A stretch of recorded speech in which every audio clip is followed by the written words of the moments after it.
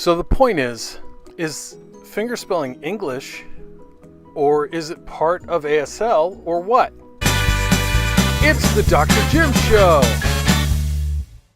Hi there, my name is Jim Van Manen, and I'm talking about fingerspelling. I just wrote a book about that. When I think about this issue, really, what is this alphabet?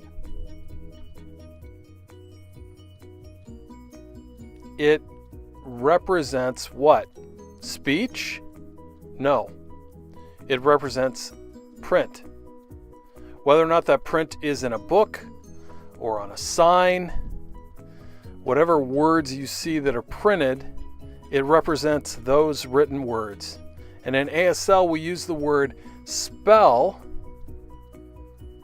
and it's the same word that we use for fingerspelling. So spell and fingerspell are the same because we're representing the same thing, a written form. So is this from English? Well, no.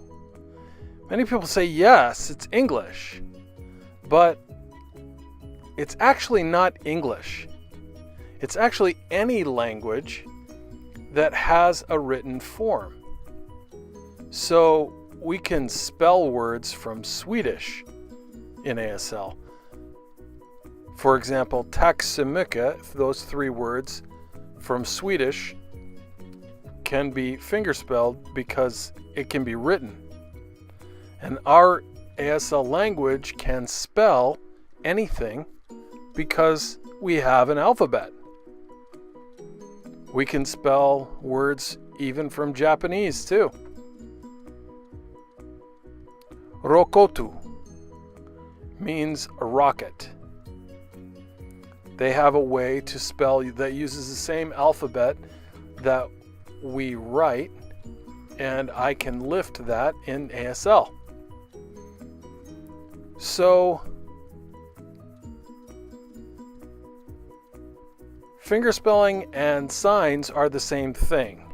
Signs in ASL and fingerspelling are not different. They both have hand shape, they both have location, they both have palm orientation. They have everything that's needed for them to be words in ASL. Except, for example, facial expression, but we're happy about that if you think about it, because I don't want to have my mouth like this every time I say a J. That's not appropriate. So I'm happy that fingerspelling doesn't have that. But, for example, let's take this as an example. It has a location, it has a hand shape, it has a palm orientation. Imagine if I did this, it means something else.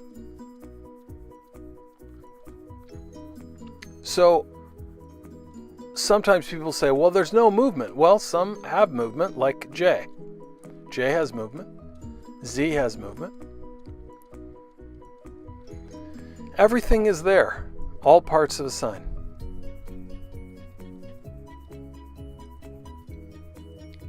So English is not what is shown through fingerspelling. So what is shown? Print.